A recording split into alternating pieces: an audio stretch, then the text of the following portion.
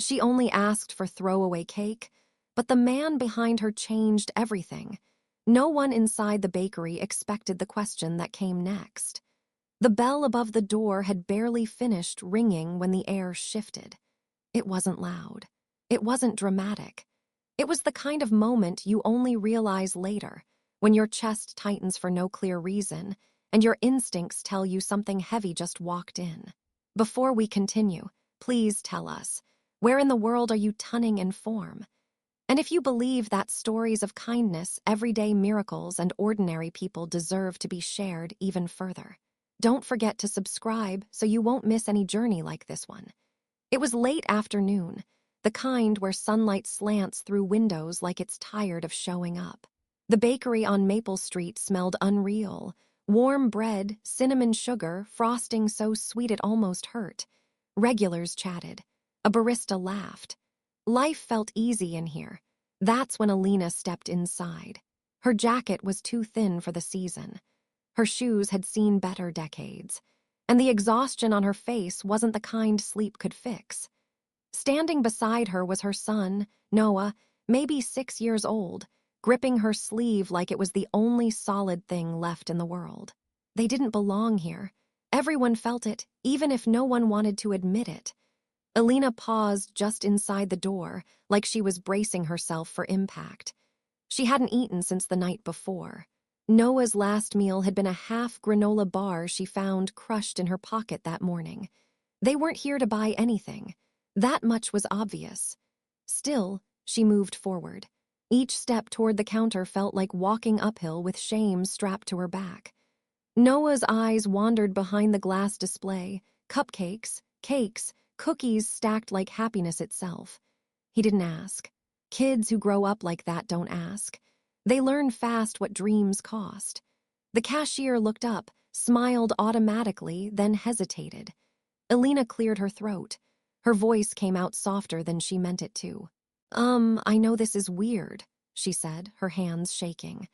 But I was wondering if you had anything you were going to throw out today, like old cake or bread, anything. The bakery went quiet in that way people don't notice until it's too late. Behind them, a man standing near the coffee station froze. Ethan Caldwell wasn't supposed to be here. He usually sent assistants, drivers, anyone but himself. But today he needed quiet. No meetings, no noise. No reminders of a life that stopped making sense 3 years ago. He'd come in for a slice of lemon cake. Instead, he heard that question. And it hit him straight in the chest. The staff exchanged awkward glances. Policy was policy. No giving away food before closing. Everyone knew that.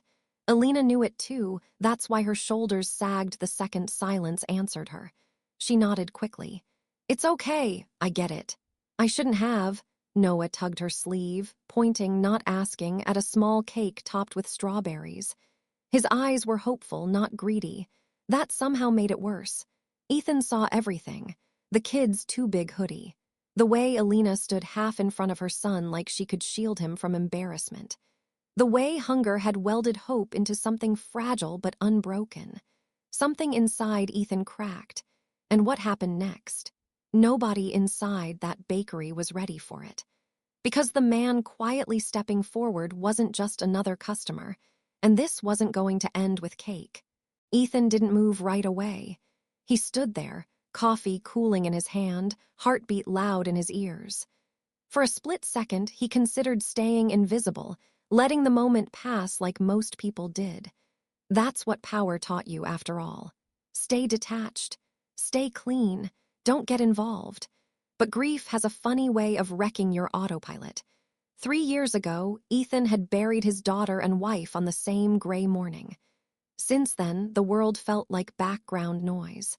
Money kept things quiet, comfortable, distant, but it didn't bring anything back.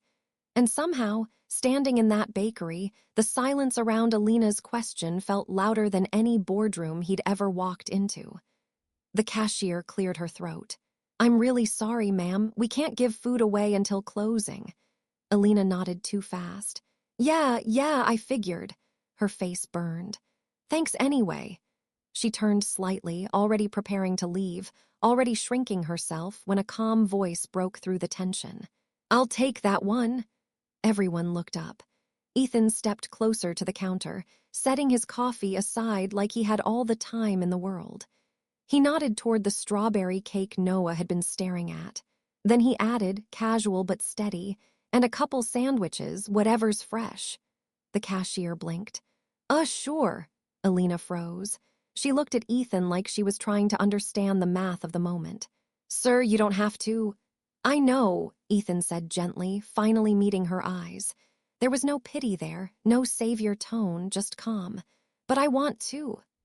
Noah tightened his grip on her jacket, peeking out from behind her arm. The staff moved quickly now. Bags were filled. A box was folded. Someone added extra napkins without being asked. The awkwardness melted, replaced by something softer, something human. Ethan paid without looking at the total. When the bag was ready, he nudged it across the counter toward Alina, not pushing it at her, not announcing it, just offering. For a long second, she didn't move. Her hands hovered like the kindness might disappear if she reached too fast. When she finally took the bag, her fingers trembled. Her eyes filled instantly, like she'd been holding back a flood for months and someone had finally cracked the dam. "Thank you," she whispered. The words barely made it out. Ethan nodded. "Take care of him." That was it. No lecture, no inspirational speech, no name exchange.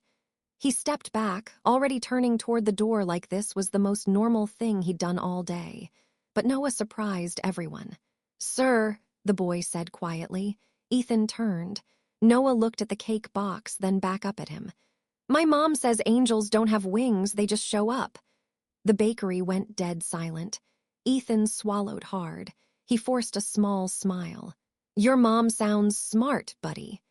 Then he walked out into the sunlight before anyone could clap, record, or say another word. Alina sank into a chair by the window, breath shaking as Noah opened the box like it was a treasure chest. Outside, Ethan paused on the sidewalk, hit with a weight he hadn't felt in years. Relief, purpose, and a strange sense that this moment wasn't finished yet. Because Ethan thought this was just a random act of kindness, but fate had plans to bring him back into their lives in the most unexpected way. Ethan didn't believe in signs. He believed in numbers, timing, contracts, control. Ever since the accident, randomness felt like a cruel joke, something you survived, not trusted. So as he walked down Maple Street, hands in his coat pockets, he told himself the tight feeling in his chest would pass. It didn't. Behind him, through the bakery window, he caught a glimpse of Noah laughing, really laughing, as Alina carefully cut the strawberry cake with a plastic fork. That sound hit Ethan sideways. It unlocked a memory he'd boarded up years ago. Birthday candles, sticky fingers, his daughter's laugh echoing through a kitchen that no longer existed. He kept walking. 2 blocks later, his phone buzzed. "Where are you?" his assistant texted. "The meeting's starting." Ethan stared at the screen, then typed back, running late. For the first time in years, that wasn't a lie. He turned onto Pine Avenue, straight toward the parking garage, when he heard it. A shout, sharp, panicked. "Hey, stop!" Ethan spun around. Halfway down the sidewalk, a man in a dark hoodie sprinted past the bakery, knocking into pedestrians, clutching something small and pink. The cake box. Alina's scream sliced through the air. "My son!" Noah was chasing the man, legs pumping, panic written all over his face. Ethan didn't think. His body moved before his brain caught up. He dropped his phone and bolted. Years of gym sessions and restless energy paid off as he closed the gap. The thief glanced back, eyes wide, misjudged the curb, and crashed hard to the pavement. The box flew, skidding across concrete. Ethan was on him in seconds, planting a knee down just long enough to keep him from running again. "Not today," Ethan snapped, breath heavy. Bystanders gathered. Someone called the cops. The thief cursed, embarrassed more than injured. But Ethan wasn't looking at him. He was looking at Noah. The kid stood frozen, chest heaving, eyes huge. Alina rushed in, wrapping her arms around him like she was afraid the world might steal him away next. Ethan retrieved the cake box. The corner was smashed, frosting smeared, but it was still there. He knelt in front of Noah and held it out. "Mission saved," he said, forcing a grin. Noah nodded slowly. "I thought it was gone." "Yeah," Ethan said quietly. "So did I." The police arrived. Statements were taken. People clapped this time, but Ethan barely heard them. Alina approached, tears streaking her face. "You saved him." Again, Ethan shook his head. "Just wrong place, right time." She studied him, really looked at him now, not like a stranger, like someone fate was insisting she remember. "Still," she said, "thank you." As they stood there, sirens fading, Ethan felt something click into place. This wasn't over, not even close. Because the next morning, Ethan would discover that helping them once had pulled him into a truth he never saw coming. Ethan didn't sleep that night. Every time he closed his eyes, he saw Noah running, the cake box sliding across the pavement, Alina's scream ripping through the calm afternoon. But worse than that, he saw his past bleeding into the present, memories he'd worked overtime to bury clawing their way back up. By morning, he did something he hadn't done in years. He went in early, not to the office downtown, but to the old community development wing his company funded and quietly forgot about. It was a side project, mostly paperwork now, designed to support housing assistance and local employment programs. He hadn't stepped foot there since his wife was still alive. The receptionist looked stunned. "Mr. Caldwell?" "Just Ethan," he said. "I need a file." She hesitated. "Which one?" Ethan exhaled. "Single-parent housing requests. Anyone with a child. Recent." Minutes later, he sat alone flipping through folders that smelled like dust and desperation. Names blurred together, stories repeated. Evictions, medical bills, layoffs. Life punching people when they were already down. Then he saw it. Alina Morales. Age, 29. Dependent, Noah Morales, 6. His fingers tightened around the page. She'd applied 2 months ago, denied due to lack of verifiable income. Of course, he scanned the notes. Temporary shelter. Late-night cleaning jobs paid under the table. Missed interviews due to childcare. The system hadn't failed her, it had ignored her. And suddenly, everything from the bakery made sick sense. Ethan leaned back, staring at the ceiling. This wasn't charity anymore. This was unfinished business. An hour later, Alina was sitting across from a caseworker, heart hammering. She'd gotten a call that morning, unexpected, urgent. No explanation, just an address and a time. She almost didn't come. People didn't call with good news, not people like her. Then the door opened. Her breath caught. "It's you," she whispered. Ethan offered a small, awkward smile. "Yeah, guess we keep running into each other." She stood halfway, unsure whether to panic or be angry. "If this is about yesterday, it's not," he said quickly. "Well, not just that." He slid her file across the desk. "You slipped through cracks you shouldn't have," he continued. "And I can't undo everything, but I can fix this part." Alina stared at the paperwork like it might vanish. "Why?" she asked, voice tight. "Why help us?" Ethan thought of Noah's words. Angels, showing up. "Because someone once showed up for me," he said quietly. "And I didn't realize how much it mattered until it was too late." The caseworker cleared her throat, suddenly very interested in her keyboard. "We have an opening, temporary housing, immediate move-in." Alina covered her mouth. Tears fell fast now, no shame, no holding back. Ethan stood. "I'll let you talk details." As he turned to leave, Alina spoke. "I don't even know your name." He paused at the door. "Ethan." She nodded slowly, committing it to memory. Neither of them noticed how this moment had already started something much bigger. Because months later, when Ethan thought he'd finally put this chapter behind him, Alina would walk back into his life with a truth that hit harder than any loss before. 3 months passed. Life didn't magically turn perfect, but it stopped feeling like it was constantly on fire. Alina and Noah moved into the small apartment the program provided, Nothing fancy, but safe, clean, and theirs. Noah started school again. Alina found steady work at a local clinic, the kind that came with a paycheck you could count on and hours that didn't eat your soul. For the first time in a long time, they could breathe. Ethan kept his distance. That was intentional. He checked in through the program, approved funding quietly, made sure no red tape tripped them up, but he didn't show up. He didn't want gratitude, didn't want connection, didn't want to pretend this was something more than one life crossing another. That's what he told himself.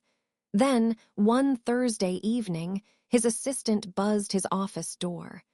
"There's a woman here asking for you," she said. "She says it's important." Ethan frowned. "Name?" "She wouldn't say, just she's got a kid with her." His chest tightened. "Send her in." Alina stepped inside, gripping a folder so tightly her knuckles were white. Noah stood beside her, older somehow, stronger, steadier. He smiled when he saw Ethan. "Hey," the boy said. "You're the cake hero." Ethan let out a short laugh despite himself. "Guess that stuck, huh?" Alina didn't smile. "Can we sit?" she asked. That's when Ethan knew this wasn't a thank you visit. They sat. The air grew heavy. Alina slid the folder across the desk. Medical forms, test results, dates circled in red. "I didn't know before," she said quickly. "I swear I didn't. I only found out last month." Ethan scanned the paperwork, confusion turning to shock. "You're saying—" He stopped, throat going dry. "Noah's father," she finished softly, "was your brother." Silence hit the room like a punch. Ethan stared at Noah, really looked at him now. The eyes, the chin, the familiar tilt of the head. Jesus. "My brother said he'd tell you," Alina whispered. "But then he got sick, and after he passed, I didn't know how to find you. By the time I did, everything had already fallen apart." Ethan leaned back, shaking. His brother, gone. A nephew he never knew existed, standing right in front of him. All this time, he'd thought life had taken everything. Turns out it had been hiding something instead. Because learning the truth was only the beginning. What Ethan did next would change all three of their lives forever. Ethan didn't speak for a long time.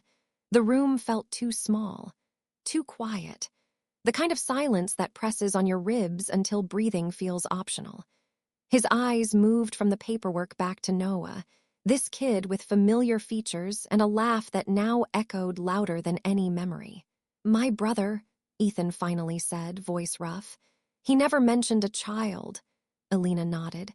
"He didn't even know at first. We weren't together long. Life was messy. When I told him, he wanted to make things right. He talked about you all the time, said you were the one person who could help." Ethan swallowed hard. Help. He'd built an empire. Written checks big enough to move mountains. And somehow the one thing his brother trusted him with had slipped through his fingers without him ever knowing. Noah broke the tension. "Are you mad?" he asked, small but brave. Ethan turned toward him. "Mad? No, kiddo. Just shocked." Noah nodded, like that made sense. Kids had a way of cutting through adult chaos. Ethan pushed his chair back and stood, pacing once, then stopping at the window overlooking the city. The same city he thought he'd conquered, but clearly never understood. "I can't change what happened," he said quietly, "but I'm not walking away now." Alina's breath caught. "What does that mean?" He turned back to them. "It means you're not alone anymore, either of you." Noah smiled wide, unguarded. Alina didn't, not yet. "This isn't about money," she said firmly. "I won't let him feel like a project." Ethan respected that instantly. "Good," he said, "because this is about family." The word felt foreign on his tongue, dangerous, powerful. Over the next weeks, things moved carefully. Lawyers, DNA tests, conversations that felt like stepping through glass. When the results came back, the truth was undeniable. Noah was his nephew. Ethan didn't cry when he read it. He laughed. A shaky, disbelieving laugh that turned into tears he stopped trying to control. The first dinner they shared wasn't fancy. Take-out boxes and awkward pauses. Noah talking nonstop. Alina watching everything like she might still wake up from this dream. Ethan realized something then. Loss had hollowed him out, but purpose had quietly walked back in. But just when they started to feel like a family, the world reminded them that healing never comes without a fight. For a brief moment, life almost felt normal. Noah started spending weekends at Ethan's place, an apartment so big it echoed until Noah filled it with noise. Video games on the big screen, burnt pancakes on Sunday mornings, laughter bouncing off walls that had known nothing but silence for years. Elena stayed cautious. She never let her guard fully down. Life had taught her that blessings sometimes came with fine print. Still, she couldn't deny the change in Noah. He slept better, ate without rushing, smiled without checking her face first like he was asking permission to be happy. Then the call came. Child services. A routine review, they said. Anonymous tip. Questions about sudden lifestyle changes. A wealthy relative showing up out of nowhere. Elena's hands shook when she hung up the phone. She'd fought too hard to lose him now. That night, she showed up at Ethan's door, panic written all over her face. "They think I'm unfit," she whispered. "They think I handed my child over to money." Ethan's jaw tightened. For the first time in years, anger burned hot and focused. "They don't know you," he said. "But they will." Meetings followed. Paperwork. Interviews that felt more like interrogations. Every scar from Elena's past got dragged into the light, shelter records, missed rent, rough months she'd survived but never escaped on paper. Noah noticed the tension. "Am I in trouble?" he asked one night. Ethan crouched in front of him. "Not even a little, this is grown-up stuff." "But you won't disappear, right?" Noah asked softly. Ethan's chest ached. "Not a chance." The day of the hearing felt endless. Elena sat stiff, hands folded. Ethan sat beside her, not as a billionaire, not as a fixer, but as family. When it was his turn to speak, the room listened. "This isn't a woman who failed," he said calmly. "This is a woman who survived." Silence followed. Then the verdict came. No removal, no investigation. Case closed. Elena broke down, sobbing into her hands. Ethan placed a steady hand on her shoulder. They walked out together, stronger for the fight. But something else had changed. The line between obligation and love had quietly disappeared. Because sometimes the greatest miracle isn't rescue. It's choosing to stay. Years later, Ethan would still think about the cake. Not the flavor, not the frosting, but the moment. The choice. The split second where he could have looked away, just like 100 other people probably had before and didn't. Life had settled into something steady now. Noah was 12, taller than Elena remembered him ever being, all elbows and laughter. He called Ethan Uncle E, a title that carried more weight than any boardroom name Ethan had ever earned. The apartment wasn't quiet anymore. It was alive, school projects on the table, shoes by the door, music playing too loud on purpose. Elena still worked hard. She refused shortcuts. But now she worked with dignity, not desperation. One evening, as they walked past a familiar street, Noah stopped. "That place," he said. Elena looked up. The bakery, still glowing warm behind the glass, still smelled like sugar and bread and possibility. "That's where everything changed," Noah said. Ethan nodded slowly. "Yeah, it really did." They went inside. The cashier, older now, recognized them instantly. "You came back," she said, smiling wide. Ethan ordered cake, the best one. And when it was time to leave, Noah tugged his sleeve. "Can we do the thing?" he asked. Ethan smiled. "Yeah, kid, we can do the thing." They paid for extra meals. Quietly, no cameras, no speeches, just kindness packed into paper bags. As they walked out, a tired woman stepped nervously through the door with her daughter clinging to her hand. History repeating itself. And this time, they stayed. Because sometimes, the real miracle isn't money, it's choosing not to look away. The end.